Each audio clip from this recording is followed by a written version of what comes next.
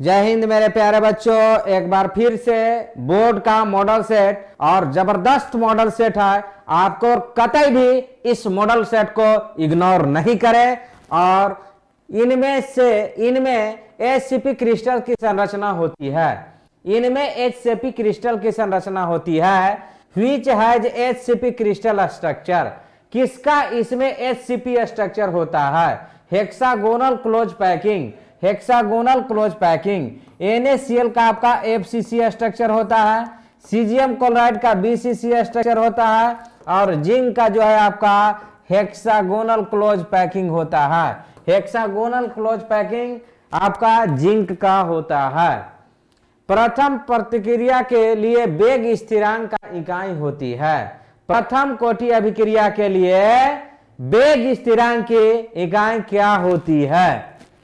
The unit of rate constant of first order reaction, first order reaction का time inverse होता है। समय inverse, समय इनवर्स यानी आपका ए रहा, ए ऑप्शन समय इनवर्स।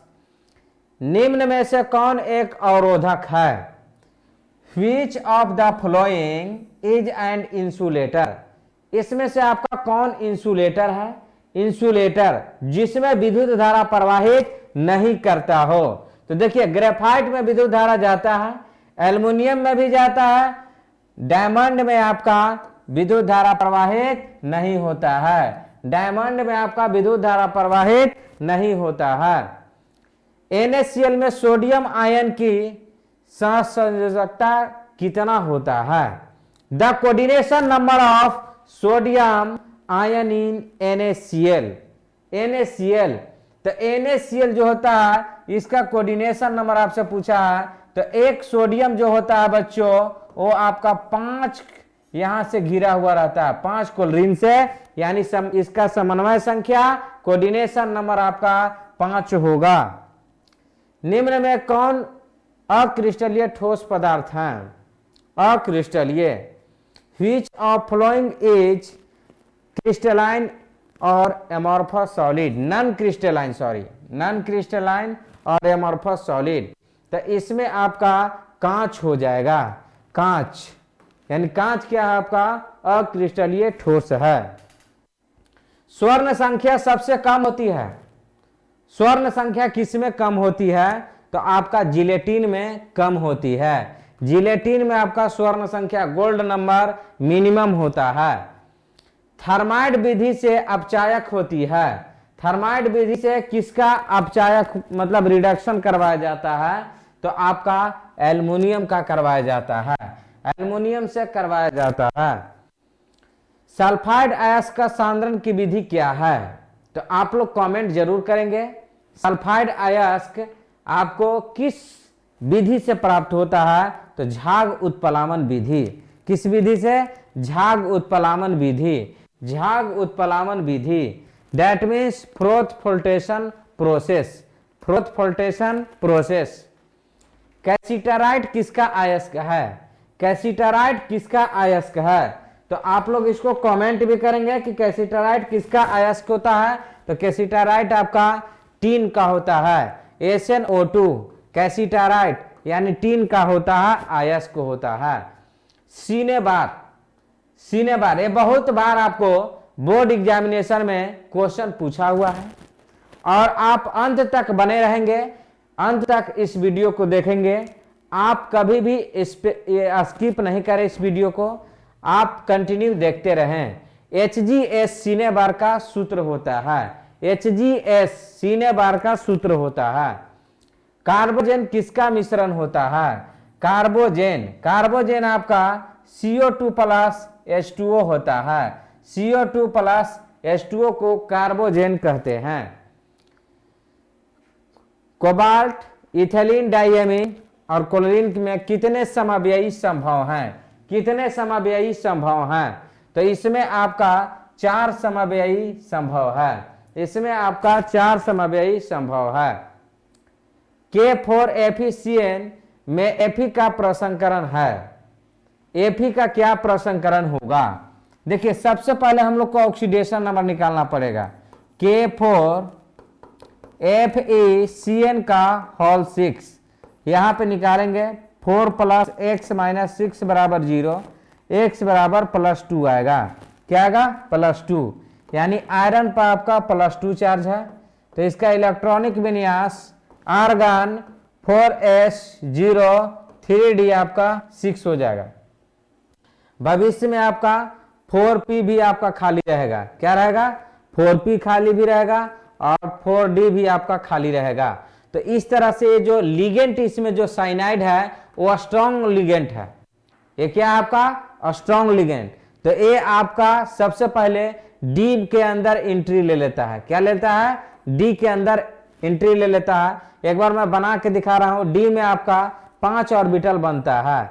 कितना ऑर्बिटल बनता है? 5। पी में आपका कितना ऑर्बिटल बनता है? 3। और डी में आपका कितना बनेगा? 5। ये भविष्य के लिए खाली है। तो अब यहां पे आप देख सकते हैं कि इलेक्ट्रॉन इसमें कितना भरा जाएगा। 1 2 3 4 5 6। लेकिन यहां पे देखेंगे जब स्ट्रॉन्ग लिगेंट इसमें आएगा बॉन्ड बनाने, तो ये आपको पेयर में बना लेगा।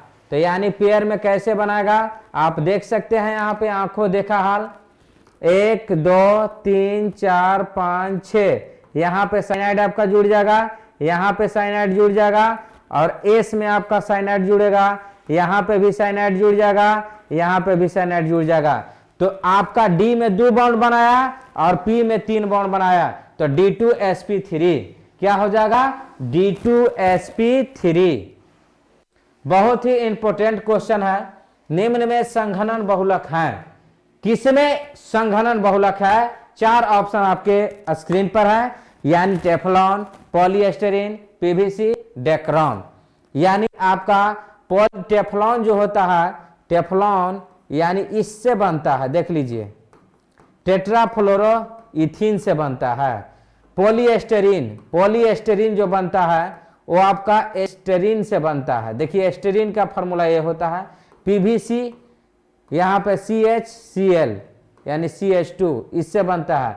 डेक्रॉन जो है आपका कंडेंसेशन पॉलीमर है। ये जितने भी प्लस वाला आता है वो आपका एडिशन पॉलीमर देता है। क्या देता है? एडिशन पॉलीमर देता है। और बाकी जितने भी 3 को जब जानिएगा तो चौथा तो आप ऑटोमेटिक मार सकते हैं, है कि नहीं?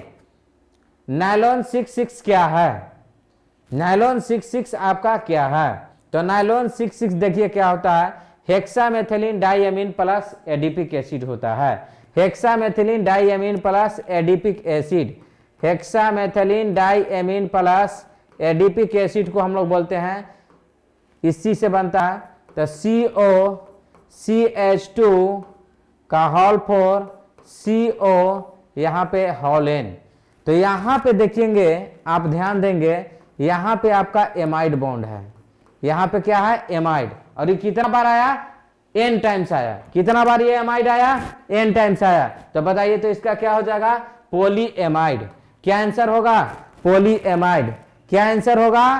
Polyamide is the right answer. Polyamide is the right answer. निम्न में कौन जैव अपघटनीय बहुलक है? जैव अपघटनीय बहुलक का मतलब है कि जो आपको वातावरण के साथ सरवाइव कर जाए। Which of the following is biodegradable polymer? यानी सेलुलोज। सेलुलोज क्या होता है आपका? बायोडिग्रेडेबल पॉलीमर है। सेलुलोज क्या है आपका? जैव अपघटनीय बहुलक। जैव अपघटनीय बहुलक। एस्पिरिन क्या है? एस्पिरिन क्या है आपका? ज्वरनाशी है। एस्पिरिन क्या है आपका? ज्वरनाशी, एंटीपैरेटिक्स। Aspirin is antipyretic. एक विस्तृत स्पेक्ट्रम एंटीबायोटिक है। A broad spectrum antibiotic is chloramphenicol. Chloramphenicol जो है आपको ब्रॉड स्पेक्ट्रम यानी बड़े पैमाने पर जब वायरस फैलते हैं, बैक्टीरियल इन्फेक्शन होते हैं, तो क्लोरोहेम्फिनिकल दिया जाता है। ऐसे आपका एंटीबायोटिक के रूप में पेनिसिलिन भी यूज होता है, लेकिन ये बड़े पैमाने पर नहीं। क्लोरोहेम्फिनिकल जो है बड़े पैमाने पर होता है, तो ब्रॉड स्पेक्ट्रम लिखा है, यानी बृहद स्पेक्ट्रम। कौन पृष्ठीय परिघटना नहीं है? देखिए पृष्ठीय पर घटना बोला है, मतलब जो पृष्ठ पर घटना होता है उसी को बोलते हैं पृष्ठीय अपघटना, परिघटना। Which of following is not surface phenomena. तो इलेक्ट्रोलिसिस प्रोसेस जो होता है, वैद्युत अपघटन, यानी वैद्युत अपघटन जो होता है वो आपका सरफेस पर यानी पृष्ठीय घटना नहीं होता है। बाकी जितना है तीनों, जंग लगना, ठोस का मिलना, समांगी उत्प्रेरण, सब क्या है आपका पृष्ठीय घटना है। इलेक्ट्रोलिसिस प्रोसेस आपका पृष्ठीय घटना यानी सरफेस फिनोमेना नहीं है। निम्न में से कौन सा आयोडोफॉर्म परीक्षण नहीं देता है? Which of following is not give iodoform test, यानी अल्कोहल नहीं देता है, बाकी आपको सब देता है, यानी इथेनॉल। क्या हो जाएगा आंसर? इथेनॉल। क्या हो जाएगा आंसर? इथेनॉल। लैक्टिक अम्ल में कायरल कार्बन की संख्या है। लैक्टिक एसिड में कायरल कार्बन कितना होगा? लैक्टिक एसिड यानी CH3 CH COOH और यहां पे आपका OH है। आप देख सकते हैं कायरल कार्बन किसे कहते हैं? वे कार्बन जो कार्बन के चारों संयोजकता पर अलग अलग प्रकार के समूह जुड़े रहते हैं, यानी कार्बन के चारों संयोजकता पर अलग अलग जुड़ना चाहिए। क्या इस पे चारों अलग है? ये तो बकलोलवा तीनों एक है कि नहीं? तो यहां पे नहीं होगा। यहां पे देखिए 1 2 3 और ये पूरा 4 यहां पे होगा, तो कायरल कार्बन की संख्या 1 होगा। कायरल कार्बन की संख्या 1 होगा, यानी लैक्टिक एसिड में कायरल कार्बन की संख्या 1 होता है। तो इस क्वेश्चन को आप स्क्रीनशॉट भी ले सकते हैं क्योंकि यह इंपॉर्टेंट है बोर्ड के लिए, आप कतई भी इसको इग्नोर नहीं करें। क्रेप्टोलैक्टम किसका मोनोमर है? क्रेप्टोलैक्टम किसका मोनोमर है? क्रेप्टोलैक्टम इज मोनोमर ऑफ, यानी क्रेप्टोलैक्टम किसका मोनोमर है? नायलॉन 6 का, केवल नायलॉन 6 का। नायलॉन 6 नहीं बच्चों, नायलॉन 6 होता है। विटामिन B12 कहां मिलता है? विटामिन B12 आपका कोबाल्ट 3 में मिलता है, यानी कोबाल्ट 3 में आपको विटामिन B12 मिलता है। यह भी क्वेश्चन आपका मॉडल सेट का इंपॉर्टेंट है और बोर्ड एग्जामिनेशन में 2023 के लिए आपको ये रामबाण साबित होगा, तो कतई भी इस वीडियो को इग्नोर नहीं करें। थायमीन क्या है? What is thymine? थायमीन का इसका नाम पूछा है, यानी थायमीन का जो नाम होता है 5 मिथाइल यूरेसिल होता है। 5 मिथाइल यूरेसिल, 5 मिथाइल यूरेसिल को बोला जाता है थायमीन। स्टार्च की मोनोमेरिक इकाई क्या है? The monomeric unit of starch are, ये आपका ग्लूकोज होता है। स्टार्च का यानी मोनोमेरिक इकाई जो होता है वो आपका ग्लूकोज होता है। फॉर्मिक अम्ल को H2SO4, फॉर्मिक अम्ल यानी formic acid heated with H2SO4 then carbon monoxide is obtained. Carbon monoxide के साथ आपका वाटर भी निकलेगा, कार्बन मोनोऑक्साइड के साथ। निम्न में से कौन सा प्रबल अम्ल है? इसमें देखिए जो फॉर्मिक एसिड होगा और बाकी जितने भी यहां पे देखिए CH3 COOH, यहां पे H जल्दी नहीं छोड़ेगा, फॉर्मिक एसिड में H जो है जल्दी छोड़ देगा, यानी आपका फॉर्मिक एसिड ज्यादा स्ट्रॉन्गेस्ट हो जाएगा ना अम्लीय। निम्न में से कौन अत्यधिक क्षारीय है? क्षारीय मीन्स हो गया कि आपका जो लोन पेयर इलेक्ट्रॉन दे देगा, यानी सबके पास लोन पेयर इलेक्ट्रॉन है।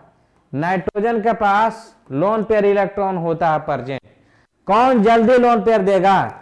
देखिए ये आपका रिंग है और ये भी आपका रिंग है, रिंग में NH2 जुड़ा हुआ है, तो रिंग में जब NH2 जुड़ता है तो रिंगे में ना चित रहेगा, तो रिंग में ना चित रहेगा तो क्या वो निकलेगा? का ना, नहीं निकलेगा। तो यानी आपका यहाँ पे देखिए ये आपका चैन है, ये भी आपका चैन है, यानी डी वाला सही आंसर है। तो इस वीडियो अगर आपको वीडियो अच्छा लगा होगा तो ज्यादा से ज्यादा लाइक और शेयर करेंगे जय हिंद। इस वीडियो को आप ज्यादा से ज्यादा फैलाएं और आपको हर एक मॉडल सेट इसी YouTube चैनल पर मिलेगा। तो आप लोग कहते भी देखना नहीं भूले, सब आपका थंबनेल पर आपका नाम लिखा हुआ कि सेट नंबर 1 2 3 4 5 6। जय हिंद।